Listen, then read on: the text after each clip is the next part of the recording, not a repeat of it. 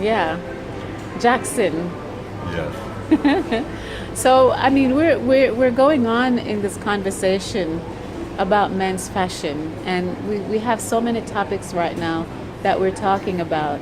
And I just want to hear, I mean, what is for you one or a couple of the biggest thing in men's fashion that you've observed that you want to talk about, that you want to tell us about here at A Man Dressed? For me, I think something like what you're doing with men's fashion, changing the suits and giving men other and alternative options to look at. I think that's big. I definitely think it's a way that it can be done. A lot of men don't know fashion. They know what's been presented to them as fashion, as style. It's in the fashion shows, it's on the runways, it's on the commercial. Any oversaturation of anything is what we buy into. You look at a song, they play it 15 times and all of a sudden it's one of your favorite songs. Do you really have a choice? It's playing 15 times a day. Of course you're going to start singing along. So if you're dealing with a men's suit, after a while, you go to your party, wear a suit. If it's a black tie, it's a tuxedo. So there's not a lot of variations to it. So when starting to change that, the public has to be shown and how to be taught how to transition out of that. How do you get over taking off a tie and going to work in the morning? Right. Just all of a sudden you just do it. It's got to be a momentum built up that the managers, the owners are starting to see that fashion change out in the mainstream. Right. And then when they see Boss Steve come walking in without that tie, they're going to be like, oh, okay, well, I did see that. It was advertised. I did see some marketing about it. Maybe things are starting to change a little bit. And then Jim does it, and now you got two guys doing it. And the boss like, well, they look like they're really comfortable. Maybe I'll try it. A lot of bosses are going for no tie. Right. And I've noticed like a lot of, even like the French politicians, if you ever see them just not in an official capacity, but just generally, they're literally not wearing the tie, unlike our politicians who are always pretty tied up. And also, even like celebrities, they are taking off the ties. And we talked about a story I told you about the ties in Parliament in Belgium. So for you, what is it that you think would help? Or do you think that men want to change the suit? Do you think that, what's your thought on that? What is your feeling about the suit and men as you know it, as a guy who's always well dressed? Well, clearly the suit is a established marker of success, whether you are or you're not. When you have on a suit, that is the stigma. When you have on that suit, that you are a successful, you are a professional. Having something that starts to change that status quo, it's got to be something strong, it's got to be something powerful. Yeah, of course men want more options for different things that we can wear, what we can do with them. You see people starting to take the tie off because it gets hot. We don't really want to have something choking the neck, but because that's what's expected, because you're going to work, you're going to a meeting, or you're meeting with someone of a certain level, a certain caliber, I can't just go and dress like this, even though there's nothing wrong with my shirt, nothing wrong with my pants or my shoes.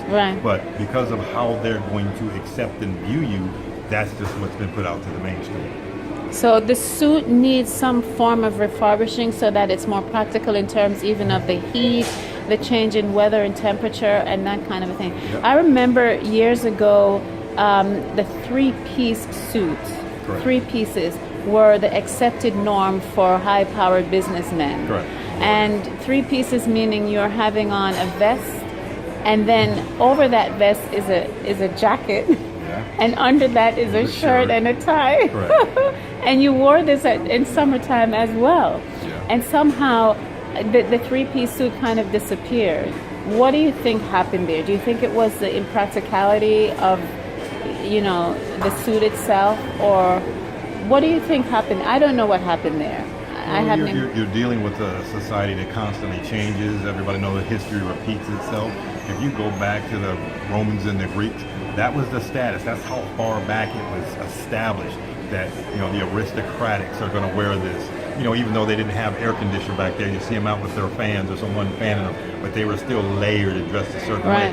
That was a sign of wealth, because you were able to layer up that way. That's where it started, because you could wear the shirt, you could wear the vest, because you could afford it. But you would see the paupers and the pillagers out there having one ripped shirt and a ratty pair of pants. That's how you separated the class. that layering. status quo still stands today. You know, if you're a business person or if you're a homeless person, you put two of them next to each other, you can kind of tell.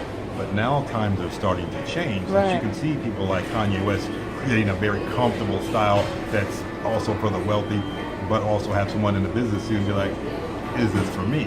Can I get away with it? Right. Can I sell it? Right. You can put anybody in anything you can create or design, but if that person can't sell it and doesn't have that self-esteem and that confidence, it's not going to matter, because the person looking at that person wearing it is going to be, I'm not buying that. You know, he doesn't look You comfortable. remember the Italian suit was a big hit as well when Americans decided to embrace the Italian suit.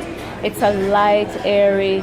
They took out the padded shoulders, so it was not as tailored and form-fitting. Correct. And for a moment, that was a big hit among Americans and North Americans. And now it's become more of a casual look, almost like you almost wouldn't see an Italian suit in an high-powered business arena. Is that right, you think?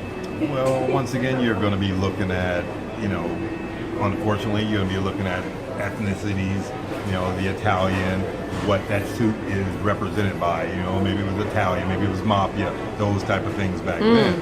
And so a lot of, you know, anything that you try and change, you know, with all due respect, you know, the white American anarchy has control of so many different things at the higher level.